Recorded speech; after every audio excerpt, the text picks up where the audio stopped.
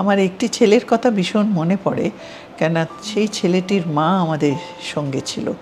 সে মার চলে এসেছিল, উদ্বাস্তু হয়ে চলে এসেছিলেন বাংলাদেশ থেকে, প্রেগনেন্ট হয়ে এসেছিলেন। She was A victim of rape. তো উনি প্রেগনেন্ট হয়েছিলেন, ভীষণ সুন্দর দেখতে ছিলেন। তখন ওনার ছেলেকে আমরা এরকম করে মানুষ করে, তারপরে 6 বছর বয়সে সে কিশোরীয় হোমে চলে গেল। তারপরে তাকে সমানে আমরা সাপোর্ট করতাম। ক্লাস 10 পাস করলো। তারপরে আমাদের যিনি ফাউন্ডার মেম্বার রমলা সিনহা, উনি নিজের ইনফ্লুয়েন্স খাটিয়ে ওই ছেলেটিকে মাহিন্দ্রাতে চাকরি পাওয়ালেন। হ্যাঁ, তারপরে কলকাতায় কিছুদিন কাজ করলো, তারপর বম্বে চলে গেল। ওখানে একটি মারাঠি মেয়েকে বিয়ে করলো। মা কতবার চেয়েছেন, একবার ছেলে এসে ওর সঙ্গে দেখা করো, ছেলে রিফিউজ করেছে, আসতে চায়নি।